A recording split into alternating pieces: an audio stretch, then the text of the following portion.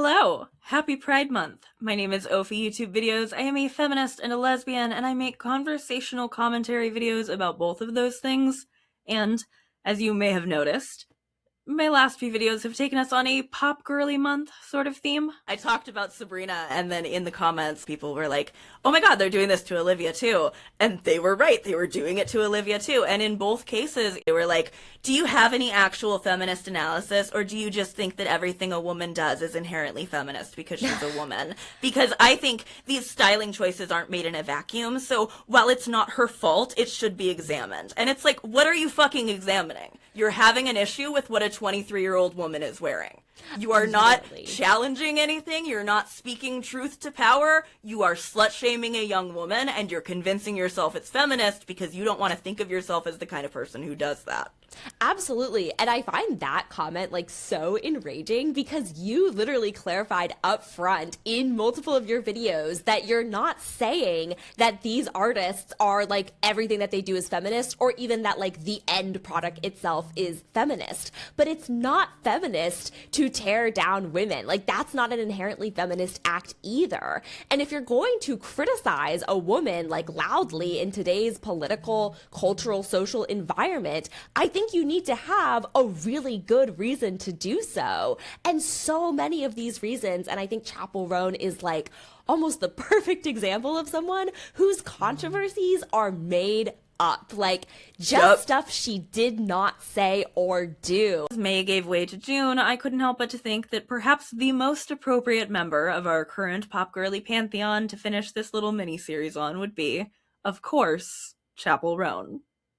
As should not be surprising to you at all if you have paid even passing attention to the pictures on the wall behind me for the last couple of years, I am a huge fan of Chappell Roan. I'm usually fond to varying degrees of whichever woman I find myself defending on my channel, whether or not that fondness existed before my need to defend them did. I am fond of Chappell Roan in a way that makes me feel like the bias in anything I say about her is going to be extremely obvious. And to be honest, that's left me wondering how useful anything I have to say on this topic will be when I know that it so clearly comes from such an emotional place.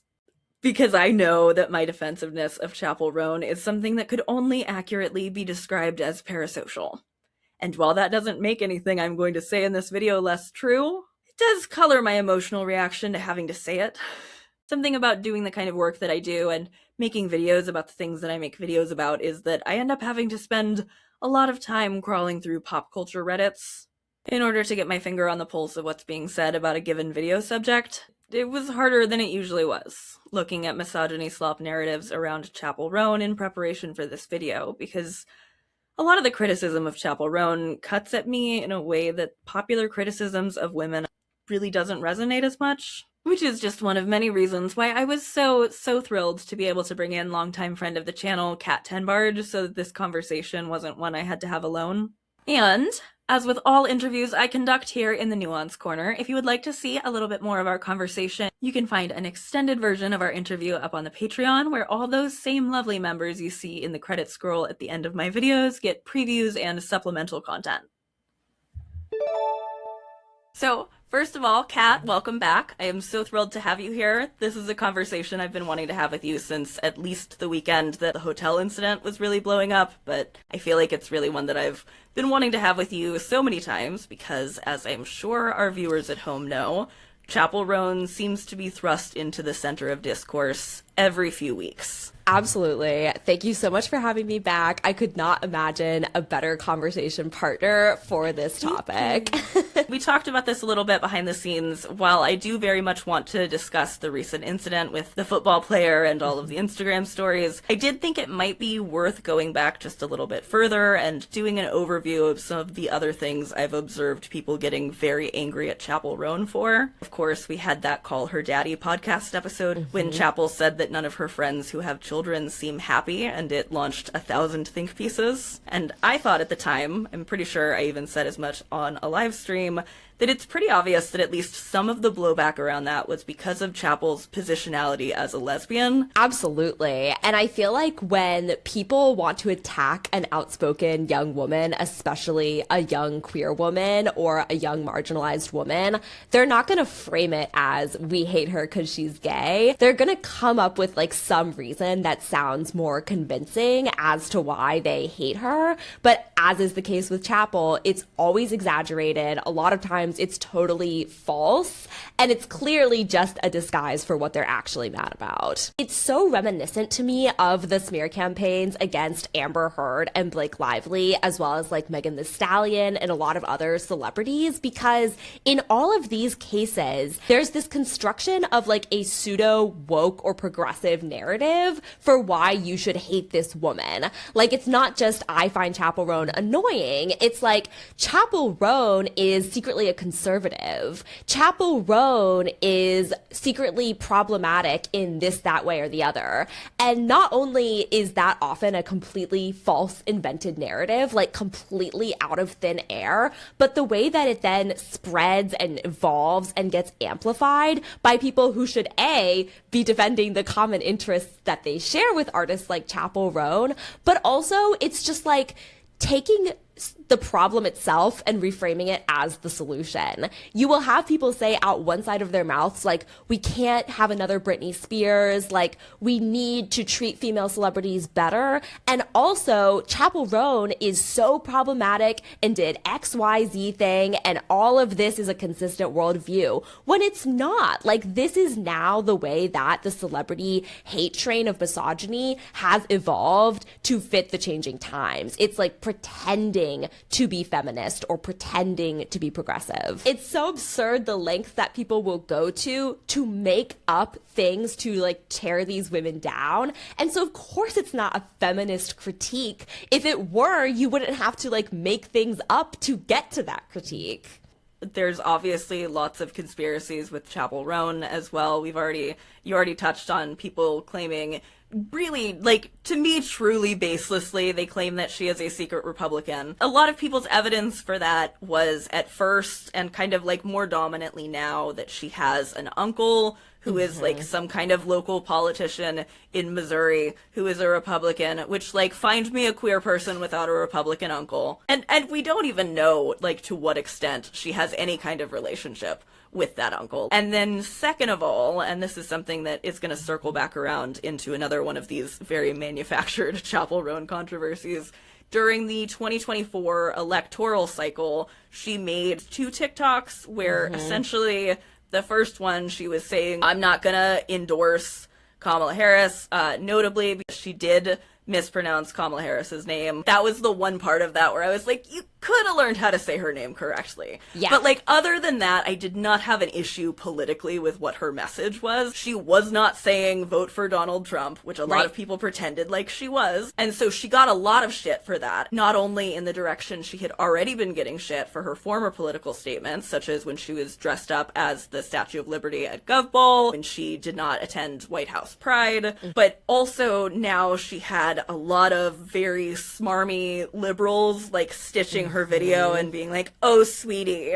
didn't you know Marsha P. Johnson would have voted for Obama 3 times if she could have? The argument that people who are leftists are, like, further to the right of liberals gets trotted out so frequently, and it is so illogical and almost designed to be outrageous. Almost feels intentionally getting under people's skin, because of course Chappell Roan is not motivated by wanting Donald Trump to be in office. Like most of her peer group, she was motivated by what she was seeing happen in Gaza. She was motivated by the attacks on the trans community that establishment Democrats were not even in many cases contesting. And to this day, you have major establishment Democrats kowtowing to the idea that trans people should legally face discrimination.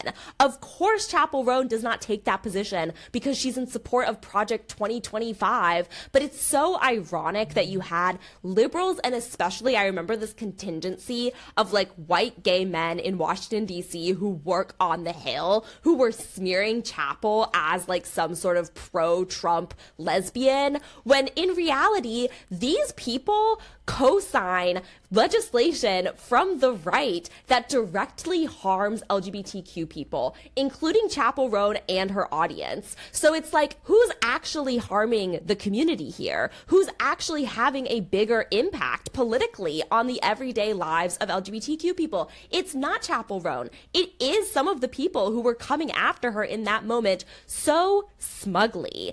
And like, you would think that this whole incident would sort of like inspire more leftists to champion Chappell Roan, because this was such a massive example of like left bashing.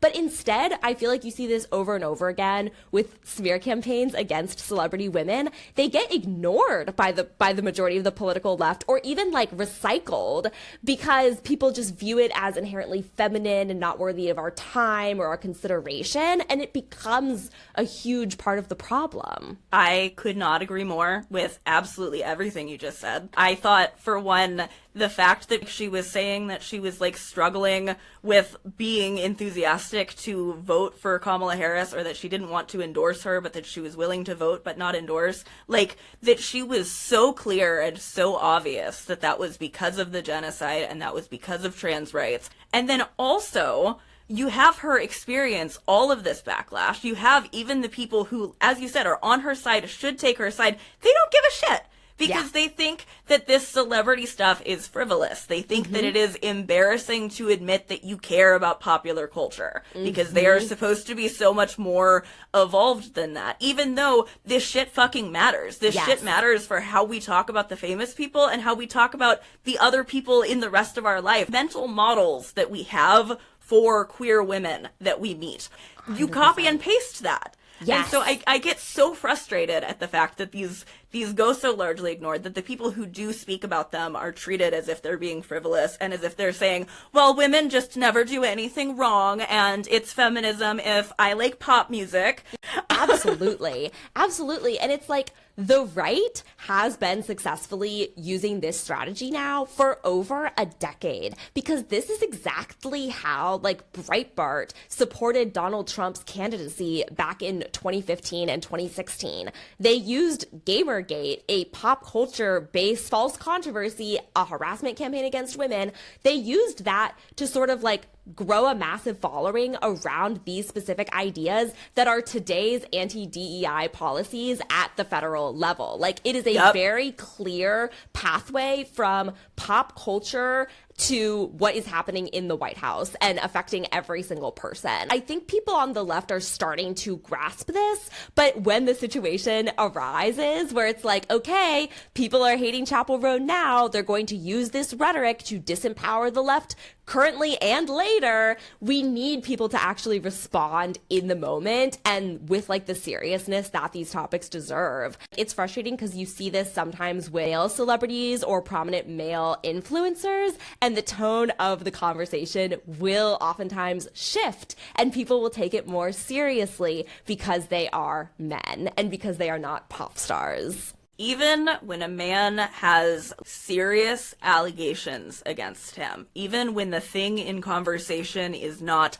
allegedly, and we'll get to this later, but allegedly having somebody else be rude on her behalf to somebody's 11-year-old, even when the thing is Neil Gaiman's former nanny coming out and saying that she was sexually abused by him, you have people who are saying, well, he's been such a great ally. This must be a smear campaign against him. People were so defensive of Neil Gaiman, of this like serious author, intellectual, famous man who we can believe is on our side. But a woman does not get that kind of benefit of the doubt. With the Neil Gaiman defense, I find it so convenient that things used to valorize and protect men from the weight of serious allegations, the exact same things will then be weaponized against celebrity women who have done nothing wrong. Because with Chappell, you see her support and membership within the LGBT community used to try to undermine her. People say she's using the LGBT community.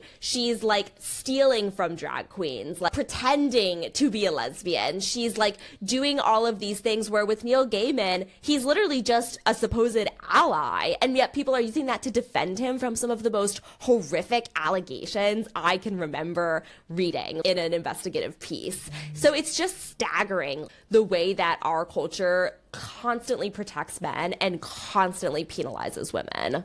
I've felt a lot of the time about this insistence that these women who we know are not against us, that they're actually secretly against us. It feels like it is ceding such ground that we don't need to cede to the right wing. Yes. And for as much as like I could complain and have probably cumulatively complained for hours about Taylor Swift not fucking doing anything when Donald Trump used father figure. But fundamentally, do I think she's a Republican? No. And I'm not saying that Taylor Swift has like continued to be a strong advocate. She certainly has not in the years since Miss Americana. But like we have as recent confirmation of Taylor Swift's political leanings as the vice presidential debate in 2024. It is not something where that is even nebulous at this point. And yet it became such a commonly accepted talking point.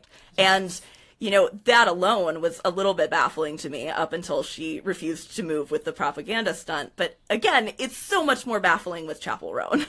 100%. And like with Taylor Swift in particular, Trump literally posted AI generated images of Taylor Swift as a Trump supporter because the right craves that kind of cultural power so badly. Part of why they are using these singers' songs over their propaganda videos is to create the impression that they have more of a handle on where mass culture is than they actually do. So it is frustrating to see people just say like, oh yeah, these celebrities, they must secretly be Republicans. And to your point, especially in the case of Chappell Roan. Yeah. And so you have Chappell Roan getting all of this shit in so many directions for her election TikToks. I believe she has to make a second one where she kind of does walk it back and she's like, well, I'm not endorsing her, but you should still vote for her because obviously I don't want Donald Trump to win and I just think that we deserve to hope for more or something like that. She was trying to do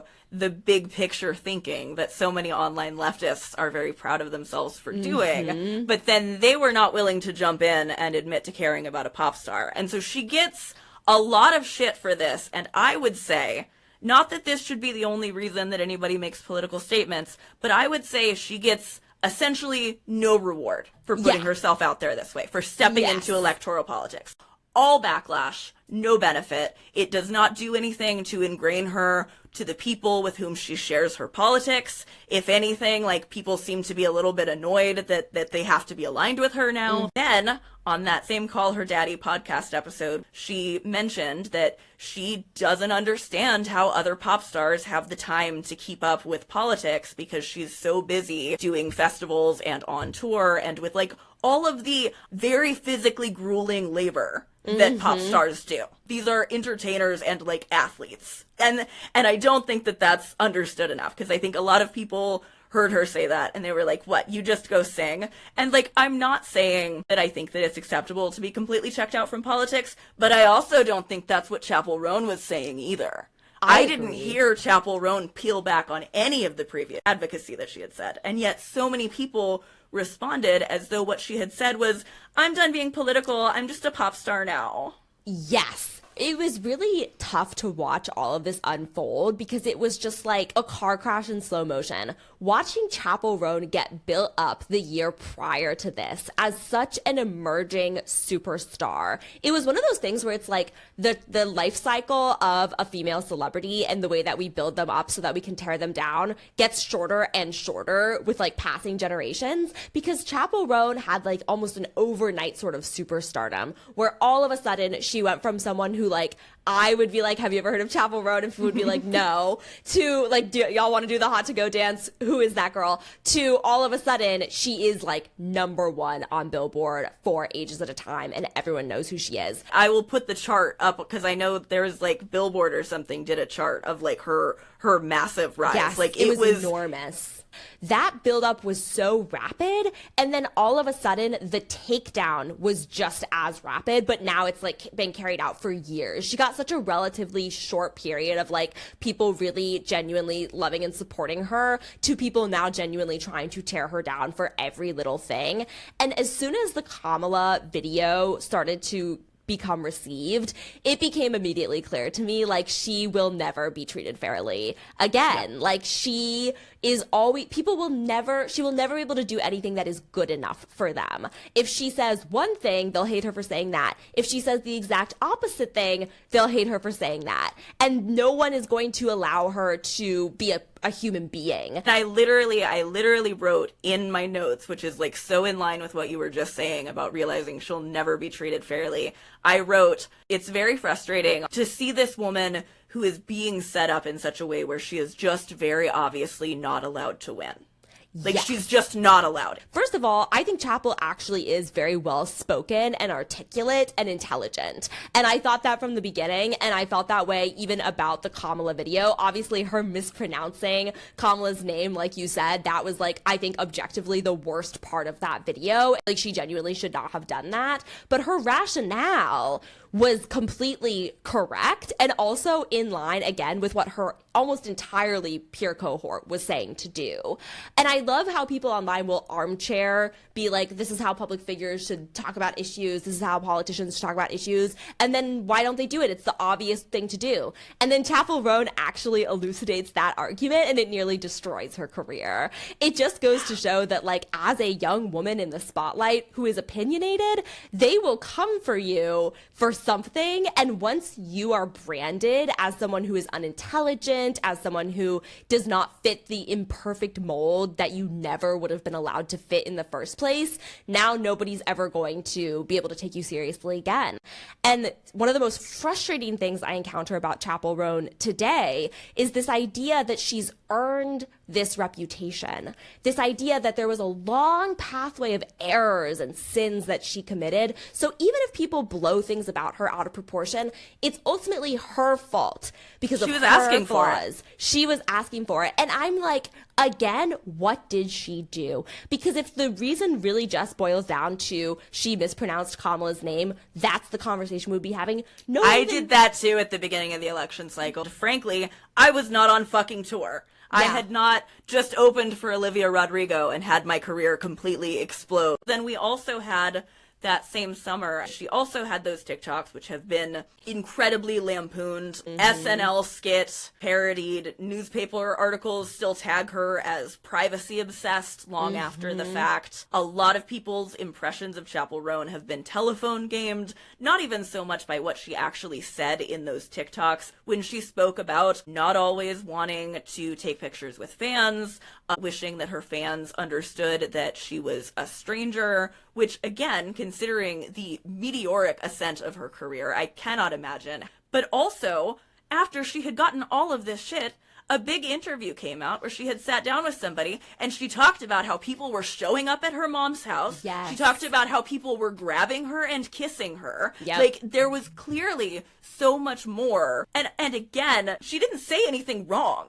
I liked everything she said in those TikToks. One of the things that bothers me so much about what happened to Chappell Roan in 2024 is, like, at the beginning of her career, where she was striving for years and went through so many ups and downs to the point where she almost quit music. During that period, one of the things that allowed her to keep going and ultimately paved the way for her success was curating a more intimate relationship with fans through mediums like TikTok. Before she was Chappell Roan, the A-lister, she was Chappell Roan, the person who would come online with no makeup and talk to her fans and post funny videos about her life and be very open and very confessional. And I think it's so sad that she was ultimately punished for that so much once she reached this level of mainstream success. And one of the first sort of like labels that was stuck to her that I found very interesting and very revealing about what we expect from women in the public eye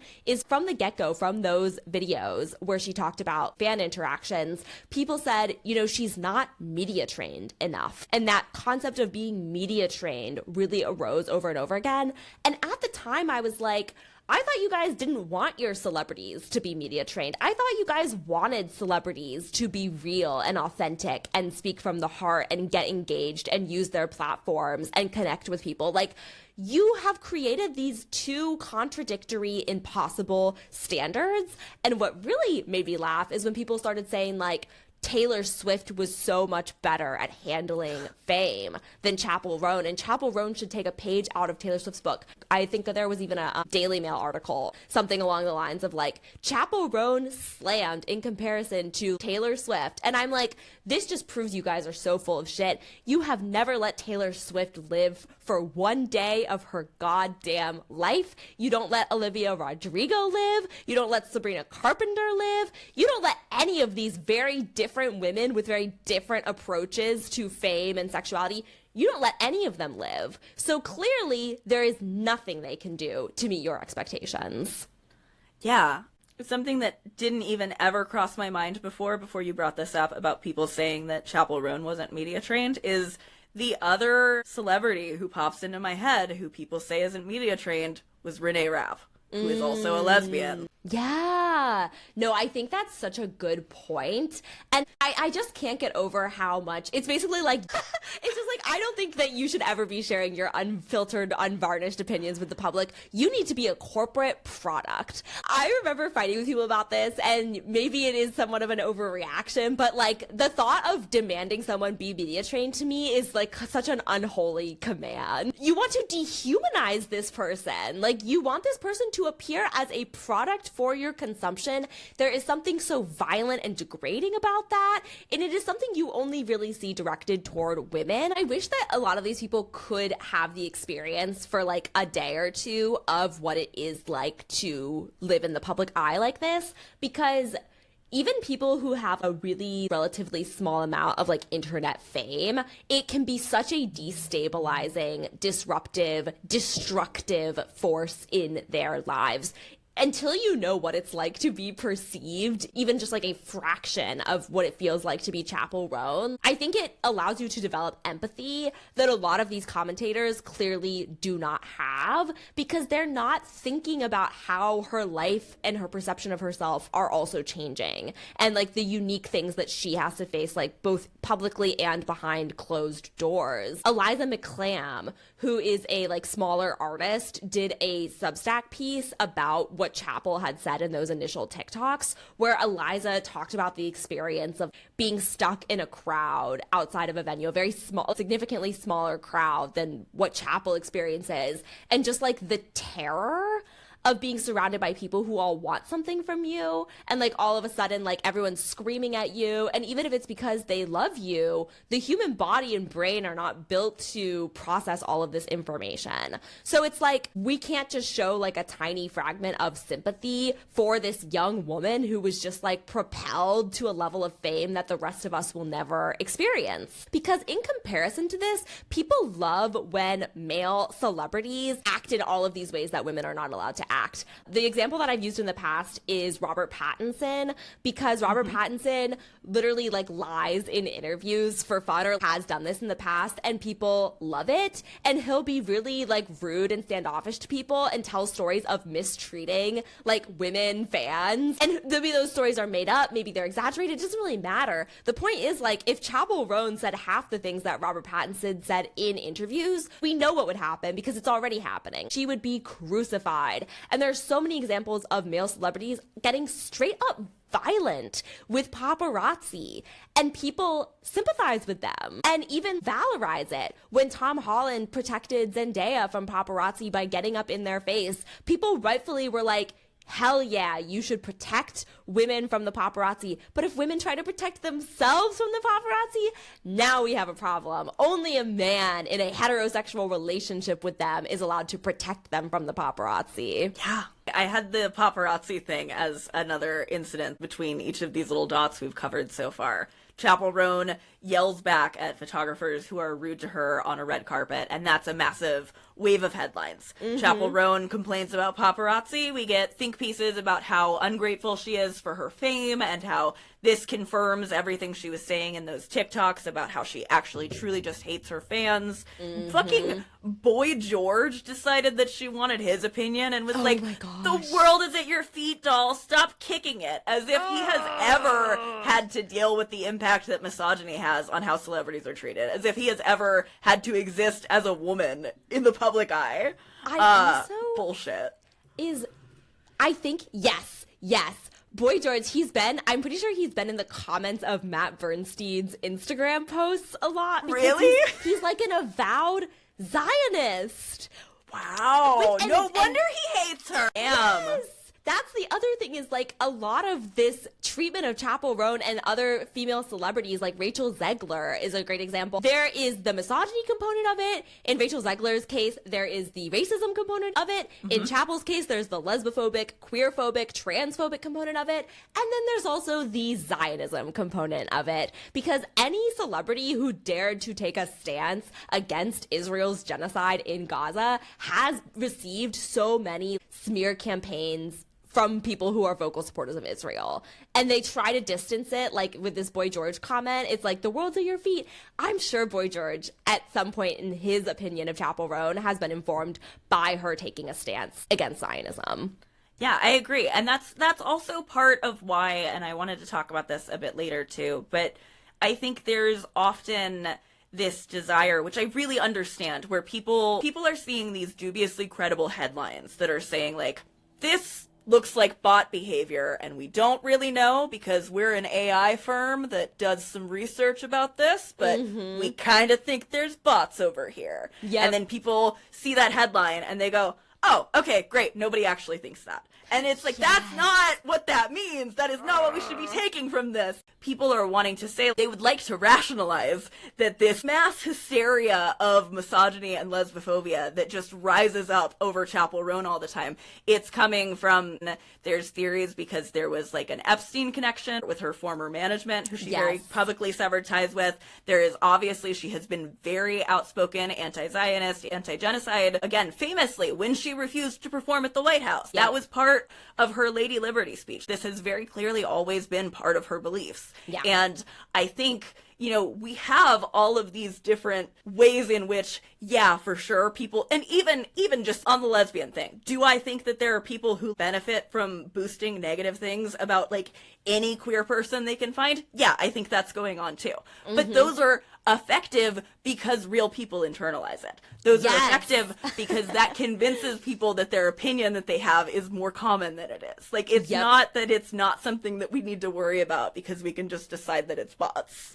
1,000,000%. And I would also argue that the only reason these bot narratives can be successful is because they reflect biases that are already there. Oftentimes, inauthentic online activity is more likely to be spotted or suspected if it goes against the grain. But these smear campaigns against celebrity women echo what already organically exists. This came up so much with Blake Lively because you had so many people being like, bots didn't convince me, or I wasn't paid by Justin Baldoni to hate Blake Lively. I just already hated that bitch. And it's like, that's the problem. Like, that is exactly what happened here. And with Chappell Roan, it is very similar. And also, I could not agree with your point more. A huge reason for these bot and amplification campaigns is it's not just fake accounts posting hateful comments. It's also things like automating upvotes and downvotes on Reddit so that certain posts hit the front page, or so that certain comments are what you see versus what are hidden and collapsed like way down in the thread. The influence here is impossible to measure, but cannot be overstated because we know anecdotally from how we all use social media that what we see as the top comment on a post is going to impact our opinion of that post. What captions say is going to inform how we view a video before we even click play. Psychologically, behaviorally, all of these things are very well evidenced. And so that is a huge danger of digital manipulation, not just because it exists, but also because it does have an impact on people's worldviews and their preconceived opinions of these women.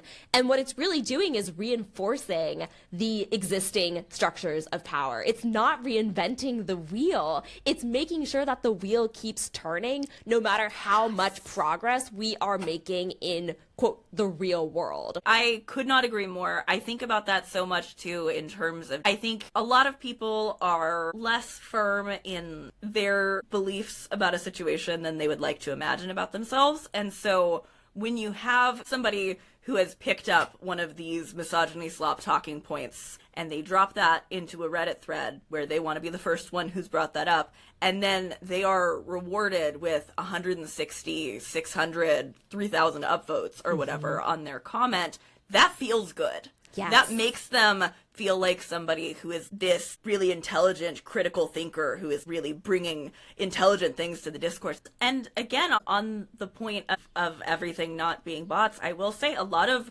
real accounts. I'm still pretty active on Tumblr. There are Tumblr accounts who I follow who are generally pretty proud of themselves for second-guessing hate campaigns against women, who are typically women that I find pretty smart.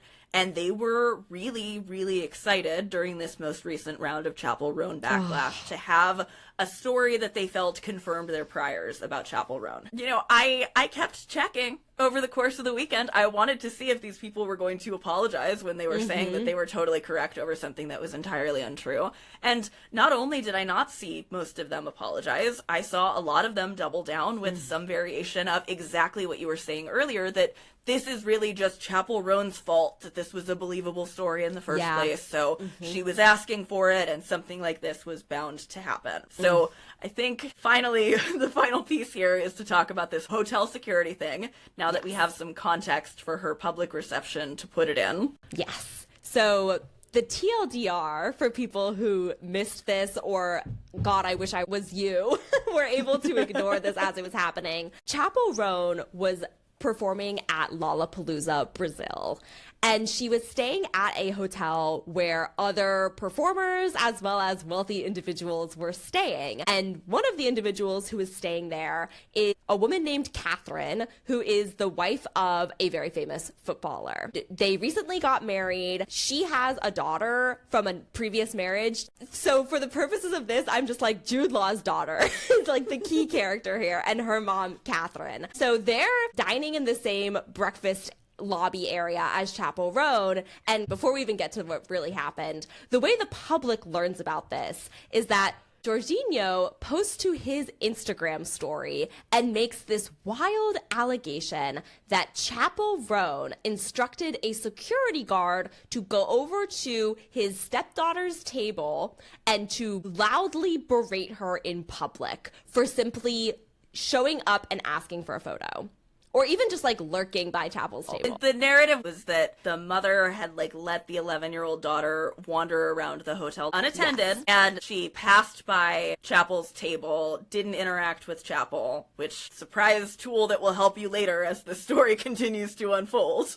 Yes. So that's the original Instagram story. And from there, even without any input from anyone involved, the story immediately takes off and begins to shift and evolve. And it becomes like Chappell Roan personally bullied this little girl because she dared to approach her or even be in the same room with her while she was eating.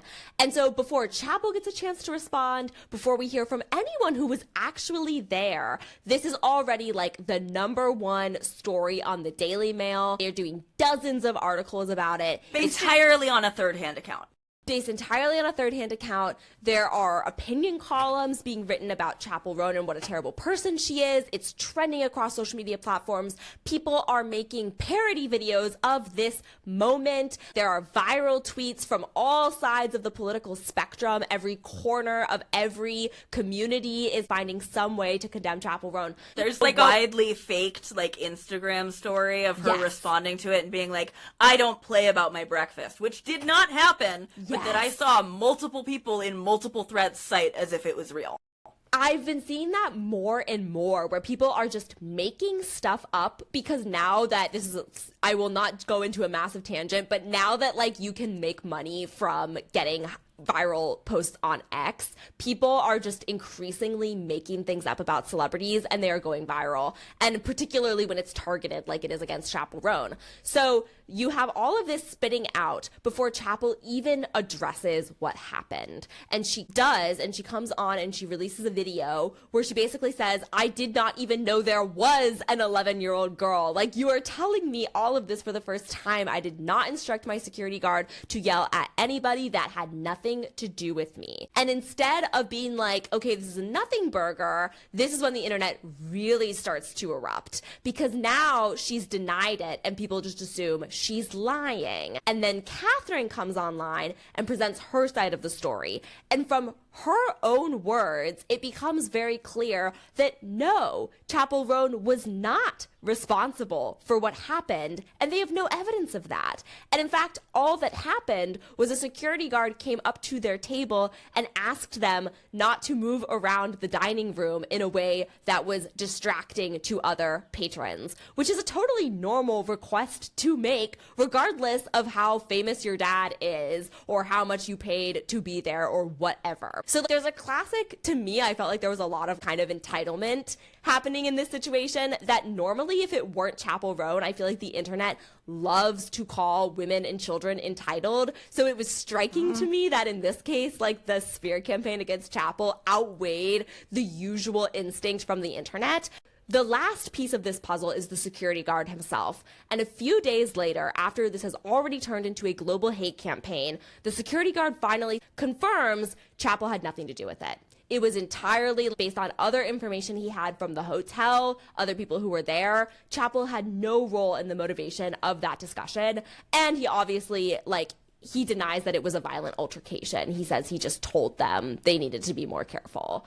And so this story is a complete nothing burger that doesn't even have anything to do with Chappell Roan, but it becomes one of the most, one of the largest stories of her career thus far. The amount of media attention this captured, built up on supposedly years of controversies and incidents that were all similarly manufactured. Right, exactly. And that's part of why I wanted to start with the interview where she mentioned her friends with children being miserable, because I feel like that's kind of where this seed gets planted. And that, and all of the anger around it, overrides the fact that, we see how fucking hyped Chappell Roan gets when she sees a little kid in a Chappell Roan costume.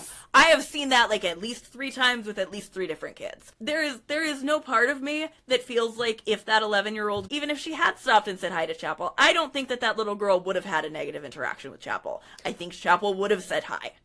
The fact that nobody was willing to take Chappell at her word when she said, this was not my security guard, when this is clearly a hotel famous people are staying at for Lollapalooza, I assume she's not the only one there with security guards. Yep. And the thing about this that was just driving me the most mad the weekend that it was really blowing up was just the gender of it all. Yes. Because you have it blowing up. And I know some people who are going to want to argue with this would say that it's because of how extremely famous the footballer is, which I'm not disagreeing. I think the fact that this all kicked off because of my love to the Brazilians, but I feel like Brazilian sports fans are very known, as all sports fans are, for being very enthusiastic and passionate. And so, yeah, it does kind of make sense if David Beckham tweeted a third-hand account, yeah, that would probably go pretty viral. But still, the fact that it was against Chappell Roan, I completely agree, is what reversed what the narrative would have been. Because here's the thing. If that was Justin Bieber at that table and he had outright fucking yelled at the kid, he would have been forgiven for it. Oh my God. And not only would he have been forgiven for it, but the narrative would have been, why wasn't that mother watching the child? Oh my gosh, yes. That is such a good point. And the narrative also would have been, fuck them kids. When a man says that, or when someone who's male coded says fuck them kids, or it's a meme like that, people love it. It's one of the most popular viral memes. People love to be needlessly antagonistic toward children. There are more incidents I could think of off the top of my head than I have fingers for viral incidents of just bullying and degrading children. People don't actually care about children. They just wanted another reason to hate Chappell Roan.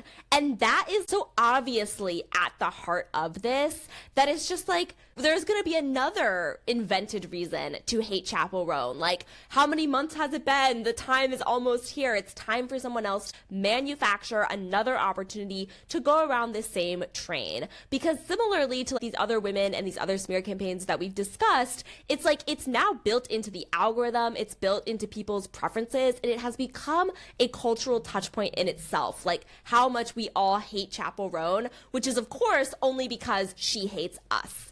It's like a massive Darvo mechanism happening here, where it's like, we don't hate Chappell Roan. It's just that Chappell Roan hates everyone. Chappell Roan hates her fans. She hates children. She hates men. She hates Kamala Harris. Real people.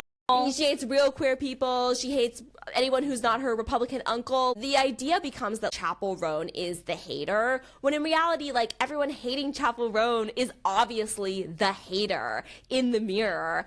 And I think that at the end of the day, like, the perception of who Chappell Roan is has become so divorced from the reality of who I suspect she is.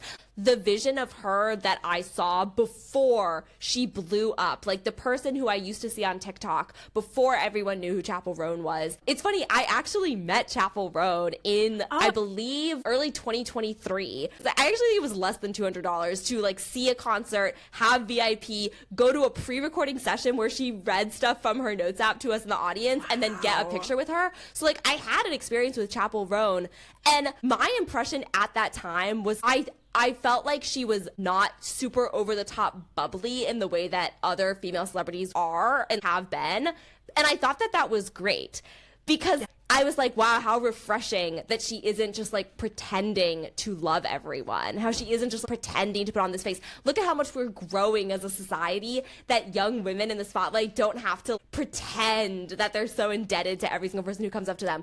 And how sad that like a few years later, I'm like, she was about to be dragged over the coals for not being so bubbly. And I always come back to that she needs to be Taylor Swift, because I'm like, you guys want her to be Taylor Swift so that you can hate her for a different reason.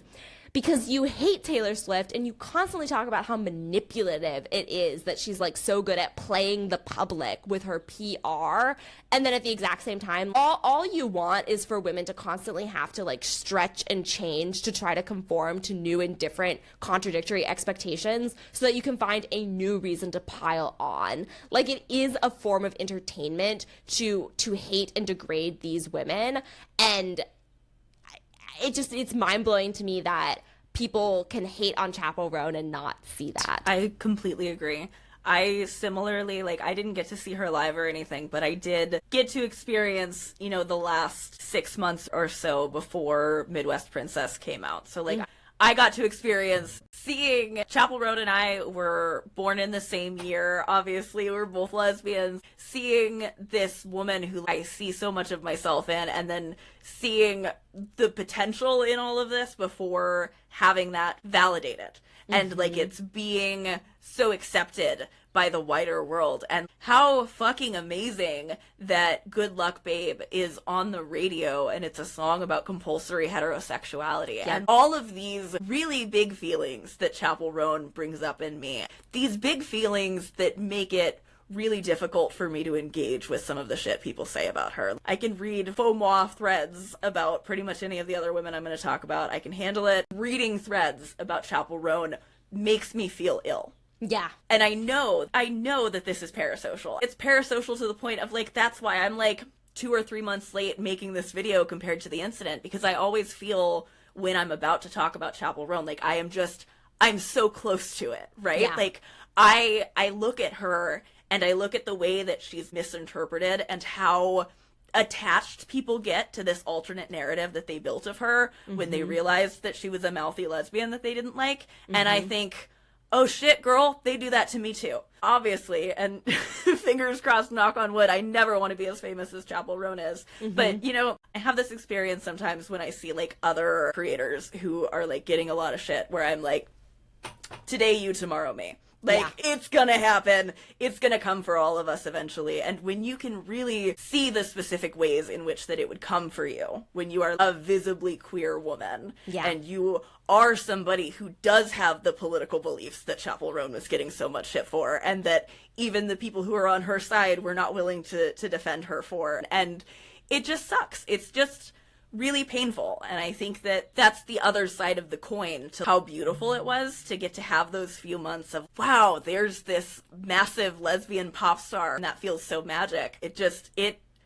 It feels deeply painful to me, and I'm sure that it is something that is deeply painful for a lot of other queer women who are watching this, and probably, honestly, you know, even for straight women who know the pain of being misinterpreted and who know the risk of people making up a version of you to hate. And yeah, it really sucks to see people buying into it. I will say, this time around with the hotel of it all, perhaps because when you have multiple brain cells to rub together, it was immediately obvious that this was all based on a third-hand account, and that Chappell saying that it was not her security team was in fact very credible. I do think that because this was ridiculous, like, this was the time where I feel like I saw the most people kind of seem to feel a sense of urgency to jump in and be like, hey, this is stupid. And that did feel reassuring to see. I think Caroline Kwan did some Instagram content really, really quickly about it, where I was just like, oh, this is a relief.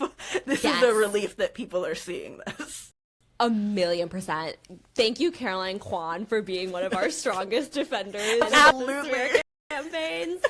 And what you said about, like, the way that it makes you feel on a personal level is so poignant and so important. And that resonates a lot with me, too, because, like, certain comments lobbed at Chappell Roan are so painful to hear as a queer woman. Like, it runs the gamut, but one that really sticks out to me is the idea that, oh, because she dated boys in high school, that means she's not a real lesbian. These are things that have been used to hurt queer women for so long and concurrently, and are so fresh and so painful. And it's like, when people participate in these hate campaigns and allow them to shape their narratives and impressions about these women, even just inside their own minds, I don't even think a lot of people grasp the degree to, like, how intentional that is, even if it's, like, subconscious, even if there isn't a cabal, like, designing these smear campaigns. Like, the ultimate cause and effect here, like you said, is that Chappell Roan was, like, one of the most successful lesbian singer-songwriters who explicitly writes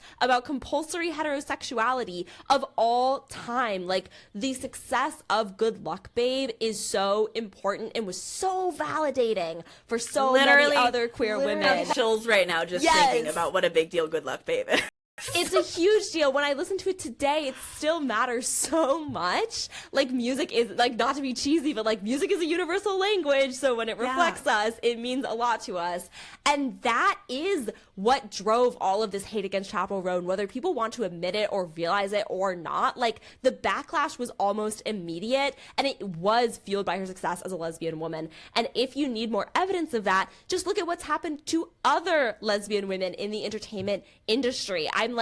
I think about how Rina Sawayama has done such incredible music about being a queer woman and how she has been blacklisted and punished for daring to speak up about Maddie Healy. I think about how Haley Kiyoko has been sidelined and has been silenced when she's tried to talk about her issues with other straight women profiting from queer women in their music. I think about how few lesbian singer-songwriters have even been given the space to develop their craft on the main stage. Like, it is so impactful to have a woman. Oh my God, I think about JoJo Siwa.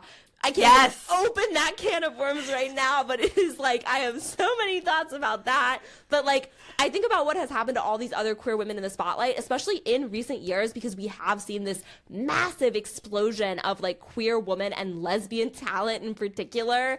And the backlash to that is not an accident. It is all trying to say, not just to them, but to us, that, like, we went too far and we need to contort ourselves back into the boxes of femininity. The only, like, silver lining here is that because we have the examples of women like Olivia Rodrigo, Sabrina Carpenter, and Taylor Swift, we also know that, like, they're not going to accept us just because we contort ourselves to try to fix those boxes. We know there's nothing we can do, and that is kind of the only silver lining, because it's a little bit freeing. And it's like, I hope that younger women in the field, there will be, if there hasn't already been, like, a chilling effect in terms of, like, other celebrity women and other women who have these aspirations are going to look at what happened to Chappell Roan as the example setting that it is. But I also think that, like, in a way you cannot stop what is happening. In a way you cannot like put the cork back in the bottle. Like, I think young women, something that gives me a lot of hope and optimism is seeing how young women are like unconcerned with these narratives because they know there's no way to win. There are like female creatives and women out there who I see who have now internalized this, like, if I can't win, then fuck it, I'm just gonna do whatever I want. And that's like the one like really good thing to hold on to, I think. I think that's, I do think that there will be more Chappell Roans in the future. And I mean that both in terms of these supremely talented young queer artists who are going to rise into the spotlight and explode the way that queer artists in history always have. But as you pointed out, like, not a lot of the queer and sapphic and lesbian women that we have who have been like on the radio really got to explicitly sing about that the way that Chappell Roan does. And so I agree. I think the cork's out of the bottle. I think this is going to continue happening. And that's really beautiful and incredible to think about in terms of like all of the queer and trans art that we're going to be able to experience. And especially like as it comes up out of this place of pushing back against the constantly enclosing walls of the fascism that we're living under. But it also sucks to know that there are going to be more Chappell Roans because it means that there are going to be more marginalized people who are going to be held to these unbelievable standards. And yeah, I think, like you said, it's such a brilliant point that we do have these other pop stars who are proving that even if Chappell Roan was much, much more normative than she is, that there would still be issues and that people would just hate them in a different way. Mm-hmm. And I think being part of that rapid response team has always been something in terms of like being somebody who can jump in when narratives are happening about these big things. I think for me, it feels important to be in this kind of like rapid response team of like, I want to put something out and have a take when women are being crucified for these incredibly unfair things.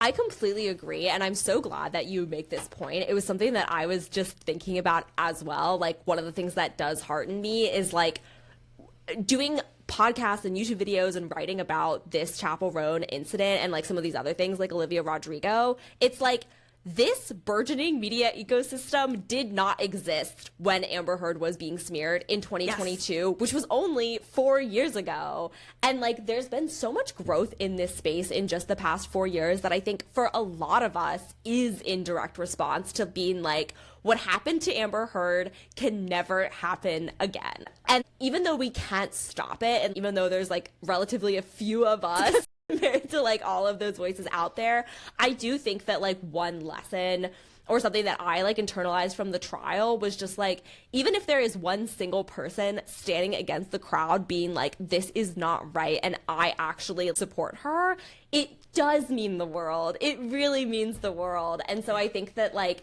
even just saying like what's happening to Chappell Roan is wrong, even just saying that, or, you know, like doing a video about it, writing a newsletter about it, like, I think it is honestly so important. And I think they fear it. And I think that like they assume that, by they, I mean like people who are misogynistic, people who delight in these smear campaigns against women, because obviously there are many of them who know exactly what they're doing. And it's like, I think that they kind of assume they will always have like the upper hand here. But I do think, I'm like, you don't know what the future will hold. You don't know what the future will hold. But I think people will remember like who actually cared before it was like the most popular thing to say and do. Well, I so appreciate you coming on to talk about this. This was absolutely wonderful. I would also love to talk to you about Gamergate when I eventually get around to that, but that has been like a whole thing because I feel like I need my antidepressants to stabilize before I can get too deep into the research on that. But Absolutely. I would love to talk about Gamergate. I just really need to commit myself in a way. I'm like, I can do these little mini Gamergate 3.0s, Yes. and eventually we'll circle back to Gamergate. I think that's so real. And it is, like you said, it's so taxing because it is like, it's psychic warfare against people like us. So yeah, it takes time. And I think taking time is the best way to do it. Yeah, absolutely. Which is why this video was either 2 months late for the Lollapalooza thing or optimistically a month early for the next Chappell controversy. Though I will be surprised if we get through June. If we get through Pride Month, I will be shocked. So thank you so much, and we will see you again soon. Where can everybody find you before the next time you come on, Kat? Thank you so much for having me. I had such a great time today, and people can find my work at spitfirenews.com. That's my newsletter. You can sign up for free, or you can find me. I'm on mainly Instagram and bluesky at Kat Tenbarge at both. Perfect. Everybody make sure you do go follow, go subscribe. I love Kat. I have loved Kat since long before we have been friends.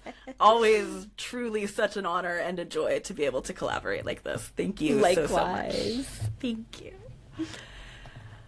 All right, where's the recording button? I don't even know how to do this. Okay, here it is. Thank you so much for watching. Thank you so much to my lovely Patreon supporters. If you'd like a little more of this conversation, maybe consider joining these lovely folks you see on the screen right now. Especially when I think about how I use the internet, like, I am the type of person, and I know not everyone is, but, like, I will read every single comment on a post. Like, I will read every single reply in a Reddit thread. Like, I am a really thorough reader of that type of thing. And some celebrities, and especially I think creators, are too. That is why they are drawn toward these fields. So, like, even if you are the most downvoted person, or, like, even if there's only one of you and you're like, no one sees my stuff, I'm like, if I learned anything from the celebrity lawsuits in recent years and seeing, like, the things that they're screenshotting and sending each other in text messages, people are seeing that, and, like, you can use that power for good or evil. That's such a good point. Absolutely. Yeah, and I am the same. I am expanding collapsed Reddit comments, and and when they're the one that's on the right side of the situation, but they're like 34 downvoted, like, I can't do much, but I can bring you up to 33. Yes. Oh my gosh, yes. I'm not a big Reddit upvoter downvoter, but if I'm really annoyed that the person I agree with is downvoted, I'm like, ugh. Yep. I should be able to save all of my upvotes from all of the other comments that I agreed with but didn't press the button for, and put them all onto this one.